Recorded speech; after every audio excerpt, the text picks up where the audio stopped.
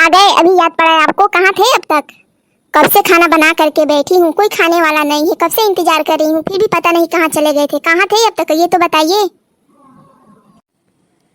अरे रूही, मैंने कहा ना, मैं अभी ऑफिस से तुरंत आया हूँ। मैं थोड़ा थका हारा हूँ, जा रहा हूँ आराम करने में, खाना खा लूंगा बाद में। मुझे कोई सफाई नहीं सुननी है। रोज के रोज यही आपका काम रहता है। रोज ऑफिस से आते हैं, बिना खाए सो जाते हैं, मेरा सारा खाना बर्बाद होता है। एक तो मेरा खाना बर्बाद होता है, ऊपर से ये मेरा जो मेहनत लगता है वो सब भी बर्बाद होता है। मेरा मतलब खाना बनाना, किसी को अगर खाना अच्छा नहीं लगता है तो मैं कल से खाना बनाना ही बंद कर दूंगी, अगर नहीं खाना है तो। अरे रूही, क्यों इतना परेशान हो रही हो? मैंने कहा ना कि मैं थोड़ा सा थक गया हूँ, आराम करके मुंह हाथ धो करके खा लूंगा बाद में, तुम्हारा खाना बर्बाद नहीं होगा। तुम ऐसे क्यों बोलती रहती हो हमेशा? हाँ तो कैसे बोलूँ? ये बताइए कि आपका ध्यान रहता कहाँ पर है? आप जाते हैं ऑफिस, ऑफिस से आते हैं, फिर बिन बोलना बोलते हैं, ना चालते हैं, ना कुछ करते हैं, जाकर सीधे लेट जाते हैं कमरे में, फिर बाहर निकल करके खाना खा करके सो जाते हैं। ये कौन सा काम रहता है आपको भाई ऑफिस में कि मुझसे बिना बात किए ही सो जाते हैं? देखो रूही, मुझे तेरे साथ बात करने में कोई भी ज्यादा इंटरेस्ट नहीं है। चलो हटो यहाँ से, सामने से मुझे अंदर जाने दो। मैं मुंह हाथ धो करके तुम्हारा खाना खा लूंगा। तुम्हारा खाना वेस्ट नहीं होगा। ज्यादा होशियार बनने की कोशिश मत करो और मुझे इतना सीख देने की कोशिश भी मत करो। मैं जैसा हूँ वैसा ही रहूंगा, मुझे तुम्हारी नसीहत की कोई जरूरत नहीं है। चलो हटो यहाँ से। अरे बाप रे बाप, ये तो ऑफिस से लेट आते हैं, ऊपर से खाना भी बाहर से खा करके आते हैं। दोस्त यारों के साथ बैठ करके पता नहीं क्या क्या खाते रहते हैं, पैसा उड़ाते हैं वो बेकार का। वो सो अलग मेरा मेहनत जाता है, सो अलग खाना बनाती हूँ, सो अलग खाना बर्बाद होता है, सो अलग सब, मतलब सब मेरा ही दोष है, आपका कुछ दोष नहीं है। आप आते ही क्यों हो, उधर ही रह जाते। मुझे तुम्हारे साथ कोई लड़ाई झगड़ा नहीं करना है, हटो यहाँ से सामने से। सुनो जी, कल के लड़ाई झगड़े में मैं तो भूल ही गई थी कि कल का सैलरी मिलने वाला था आपका ना, सैलरी का तारीख था। क्या हुआ, कल का पेमेंट कहाँ गया? आपने कुछ बताया भी नहीं, नहीं मुझे दिया कुछ भी पेमेंट। अरे कल तो जॉब कर रहा था, तो कल तो मालिक ही नहीं आया था, तो सैलरी कहाँ से मिलेगी? कल हो सकता है कि मिल जाए तो मिल जाए। ठीक है, कल मिल जाएगा तो सारी सैलरी ला करके मुझे दे देना, मुझे भी तो खर्चे पानी निकालने हैं घर में। देखो रूही, ज्यादा गुस्सा मत दिलाओ मुझे। इसमें गुस्से वाली कौन सी बात है? मैंने आपसे सैलरी ही तो मांगी है, हर महीने जो मांगती हूँ वही मांग रही हूँ कि अपनी सैलरी ला करके मुझे दे देना। घर के खर्चे निकालने हैं, सब दाल चावल नमक तेल जितने भी मर मसाले हैं सब लाने हैं, तो उस सब के लिए खर्चे तो चाहिए ना। इतना खर्चा करती हो, इतना पैसा लेती हो, फिर भी तुम्हारा पेट नहीं भरता है? मुझे पेट भरने या ना भरने से क्या होता है? अपना और अपनी मम्मी का पेट पहले देखो। तुम लोगों के लिए दिन रात खटती रहती हूँ, मेरा कौन है? अगर ज्यादा तकलीफ होता है तुमको तो निकल जाओ यहाँ से और जाओ। गुस्सा क्यों कर रहे हो? सैलरी ही तो मांग रही हूँ। और हाँ, मेरी छोटी बहन आने वाली है, उसे लेने चल जाना। अरे ये क्या देख रहा हूँ मैं? कहाँ? अरे कौन आया है मेरे घर में? कोई नया मेहमान दिखाई दे रहा है। अरे हाँ जीजा जी, नमस्ते नमस्ते, कैसे हो आप? हाँ हाँ, तुम्हारे जीजा जी तो दिन भर खट्टे रहते हैं, शाम होते ही आ जाते हैं मुँह लेकर के घर वापस।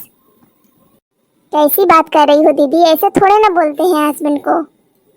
तुम्हारी दीदी को ऐसे ही बोलने की आदत है जूही। रूही को शायद तुम्हारे पता नहीं है, तुम्हारे अंदर जो संस्कार है ना वो रूही के अंदर नहीं है, इसीलिए ऐसा बोलती रहती हैं। दीदी आप ऐसा क्यों बोलती हो? मैं तो पहली बार आपके मुंह से ऐसी उखड़ी हुई आवाज सुन रही हूँ। पहले आप मायके में थी तो ऐसे नहीं बोला करती थी, मम्मी पापा के साथ भी अच्छे से बोला करती थी, खेला करती थी, टीचर भी आपको अच्छी शिक्षा देते थे। फिर आप इतनी रूखापन के साथ क्यों पेश आती हो कि वैसे बोलती हो? ऐसे नहीं बोलना चाहिए ससुराल में। और ससुराल हो या मायका, सबके साथ प्रेम से बोलोगी रहोगी तभी तो अच्छा लगेगा ना। और सब हंस मिल करके आपके स्वागत भी करेंगे, सब आपके साथ खुशी खुशी रहेंगे भी। आप इस तरह से बोलोगी तो सबके मन में क्लेश होगा, दुख होगा, आपके प्रति नफरत होगी, तो वो क्या आपको अच्छा लगेगा? जूही तू जैसा बोल रही है ना वैसा बिल्कुल भी नहीं है। मैं बोलती प्रेम से हूँ, लेकिन इन लोगों को क्या है ना कि उखड़ापन आवाज बहुत अच्छी लगती है, क्योंकि मैं जब प्रेम से बोलती हूँ ना कोई बात, तो ये कान मूंद करके बैठे रहते हैं। इनकी माँ भी कान मूंद करके बैठी रहती है, कुछ बोलते भी नहीं है ना कुछ करते हैं, बस ऐसे ही कान मूंद करके बैठे रहते हैं। इसीलिए मुझे गुस्सा आता है तो मैं उखड़ी हुई आवाज में बोलती हूँ, तभी जाकर के दोनों कान खड़े होकर के उठकर बैठ जाते हैं। अरे इन सब बातों को छोड़िए जीजा जी, और सब बताइए क्या हाल चाल है, कैसे चल रही हैं आपके काम धाम? और अभी ऑफिस से आए हैं, सुबह आ जाते, इतनी रात को आए हैं ऑफिस से। तो क्या हुआ जूही, मैं रात को भी आया हूँ तो बहुत मस्त हूँ, और तुम आ गई हो तो मेरी सारी टेंशन दूर हो गई है। मेरी सारी जो मन में खलल होती थी ना सब खत्म हो गई है। मेरी मेहनत मतलब मेरी जो हरासमेंट होती है वो भी सब खत्म हो गई है। अब चलो हम मिलजुल करके बात करते हैं तुम्हारे साथ। और बताओ जूही, क्या हाल चाल है, पढ़ाई कैसी चल रही है? मम्मी जी तो अच्छी है ना, और पापा भी घर में अच्छे हैं ना? वैसे पापा परसों फोन किए थे, बोल रहे थे कि दामाद जी ला जूही को लेते आना, लेकर के जाना, रूही बुला रही थी। वैसे ही रूही तुमको बुलाई कब है तो मुझे पता ही नहीं, लेकिन जूही तुम बहुत ही अच्छी हो, अपनी बहन से ज्यादा संस्कारी हो तुम। अरे रुकिए रुकिए जीजा जी, इतनी सारी बड़ाई एक साथ मत करिए, कहीं दीदी ने सुन लिया ना तो वो भी बोलेगी कि जीजा के साथ क्या बातें कर रही हैं। वैसे आप ना बहुत अच्छे इंसान हो, क्योंकि आप इतना सहते रहते हो दीदी की भड़ास, क्योंकि दीदी जो इस तरह से बोलती है ना वो हर कोई बर्दाश्त नहीं कर सकता है, कोई ना कोई तो बोल ही देगा, लेकिन फिर भी आप बर्दाश्त करते रहते हो, कुछ भी नहीं बोलते हो। आप बहुत अच्छे हो जीजा जी। ऐसी कोई बात नहीं है रूही, तुम्हारी बहन है, तुम्हारी तरफदारी करेगी, मेरी नहीं करेगी, उल्टा मेरे को ही डांटेगी, बोलेगी और घर में लेकर के जाएगी, बोलेगी कि क्या बात कर रहे थे मेरी बहन के साथ, क्या क्या बातें हो रही थी, क्या गपशप हो रही थी, क्या मेरी शिकायत हो रही थी। सबसे पहले तो उसे ऐसा लगता है ना कि कोई आता है ना तो हम उसकी ना निंदा करते हैं, निंदा कुछ भी नहीं करते हैं जो ही, लेकिन उसको ऐसा लगता है कि हम निंदा करते हैं, इसीलिए वो ऐसे दिन रात झगड़े करने के लिए मूड बना करके बैठी रहती है। कल भी आया ऑफिस से तो इसी तरह से बात कर रही थी, और आज भी तुमने सुना है कि किस तरह से बात कर रही थी कि मुंह उठा करके शाम होते ही चले आते हैं। तो ये बताओ कि मैं कहाँ जाऊँगा, घर नहीं आऊँगा तो। हाँ जी जी, आप बात तो सही बोल रहे हो, लेकिन क्या पता दीदी को समझाने के लिए मेरे पास एक तरीका है, अगर आप बोलो तो मैं आपको बताती हूँ। ठीक है जल्दी से बताओ, क्या तरीका है दीदी को सुधारने का तुम्हारी।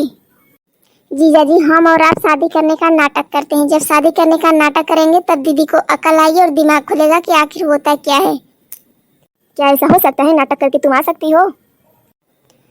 हाँ जीजा जी, एकदम आ सकते हैं हम। तो चलो पक्का, मम्मी को आने दो, मम्मी से भी बात करते हैं। लो जूही, अब तो मम्मी भी आ गए, मम्मी भी फैसला करेगी कि आगे क्या क्या होने वाला है या क्या क्या होगा और कैसे होगा।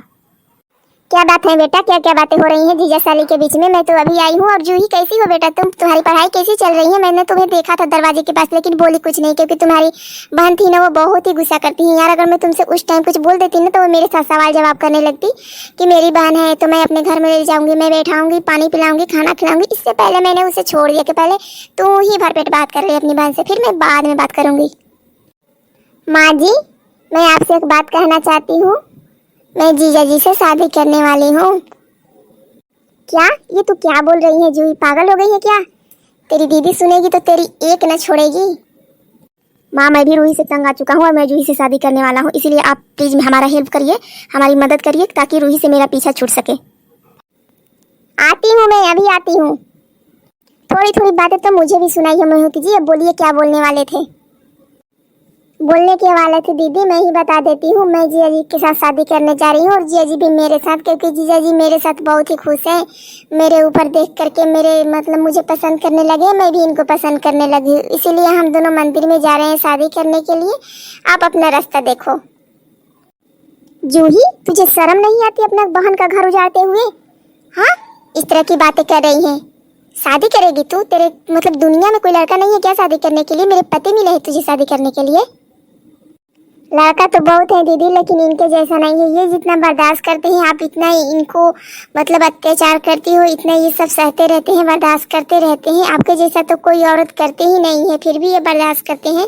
तो इनसे शादी करके मैं भी तो खुश रहूंगी ना, मैं भी कुछ बोलूंगी तो ये नहीं बोलेंगे, इसीलिए हमें ऐसा ही पति चाहिए। अब क्या मेरे इतने बुरे दिन आ गए हैं? और आप जी मोहित जी, आपको शर्म नहीं आ रही है मेरी बहन के साथ शादी करते हुए? इतने दिन आप मेरे साथ रहे, मेरे साथ खाना खाए, मेरे साथ सब कुछ किया, और अब मेरी बहन के साथ शादी करने जा रहे हो? नहीं रूही, मैं तेरे साथ रह करके तंग हो गया हूँ, इसीलिए मैं जूही से शादी करने वाला हूँ। और तू मुझे रोका मत कर, हम दोनों मंदिर जा रहे हैं, क्योंकि तू इतना अत्याचार करती है ना कि अब तेरा अत्याचार हमसे बर्दाश्त नहीं हो रहा है, इसीलिए मैंने कहा।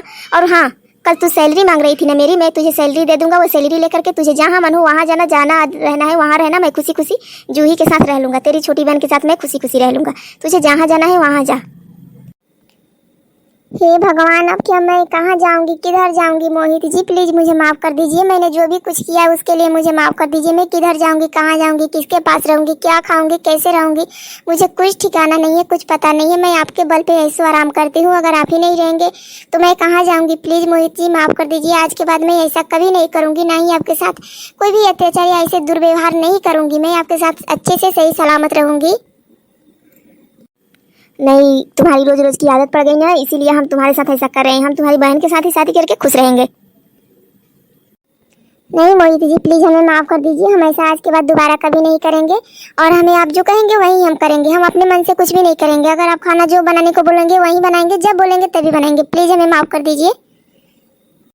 इसे कहते हैं सौतन, जब अपनी ही सौतन आने लगती है ना तो अच्छे से अच्छे की हेकड़ी बाहर आ जाती है, इसीलिए कहते हैं बहू की अच्छे से रहा कर, नहीं तो तेरी सौतन ला करके बैठा देगा। और देख, तेरी ही बहन को तेरी सौतन बना रहा है, अब तुझे इससे क्या चाहिए? तेरी ही बहन तेरी सौतन बन गई, अब तुझे इससे क्या चाहिए? तुझे तो खुश होना चाहिए ना कि तेरी बहन तेरे पति की सेवा करेगी। कैसी बात कर रही हैं माँ जी? आप एक औरत होकर के औरत का दर्द नहीं समझ रही हैं। आप तो जानती हैं ना कि मैं मोहित जी के बिना नहीं रह सकती हूँ। मैं कहाँ जाऊँगी, किधर जाऊँगी? प्लीज़ माँ जी मुझे माफ़ कर दीजिए। मैंने जो भी आपके साथ या मोहित जी के साथ किया है उसके लिए मुझे क्षमा कर दीजिए। मैं आज के बाद ऐसा कभी नहीं करूँगी। और मेरे पति की प्लीज़ शादी मत करवाइए। मोहित जी को एक चांटा मारिए, उसे रोक लीजिए, लेकिन मैं तो मर ही जाऊँगी। मेरा जीने का कोई हक नहीं है, मैं मर जाऊँगी। सच में बोल रही हूँ माँ जी। ऐसी बात मत करो रूही, मैं कोई शादी वादी नहीं कर रहा हूँ और तुम मेरी पत्नी हो, मेरी पत्नी ही बन करके रहोगी। सच में मोहित जी, सच में आपने मुझे माफ कर दिया? हाँ दीदी, आप जो दुर्व्यवहार कर रही थी जीजा जी के साथ ना, उसी को लेकर के हम दोनों ने प्लान किया था कि आपको सुधारेंगे जरूर। आप ऐसे दुर्व्यवहार कर रही थी, आप हमको हमेशा आदत पड़ गई थी, इसीलिए हम दोनों ने सोचा कि आपके साथ एक छोटा सा नाटक करते हैं, आप क्या करती हो। लेकिन दीदी देखिए, इस बार नाटक था, लेकिन अगली बार हो सकता है कि हकीकत हो जाए। मैं ना सही कि कोई और लड़की सही आ जाए इनके लाइफ में, इसीलिए आप अपने पति को प्यार करिए और उनके साथ दुर्व्यवहार कभी मत करिए, अच्छे से पेश आइए ताकि वो भी आपको प्यार कर सके। आपके सास और आपके हस्बैंड बहुत अच्छे हैं दीदी, इसीलिए इनको त्यागिए मत, इनको अपना करके रखिए। थैंक यू सो मच जूही, तुमने मेरे घर को बचा लिया। अब तू घर जा, मैं अपने परिवार को संभाल लूंगी, ठीक है।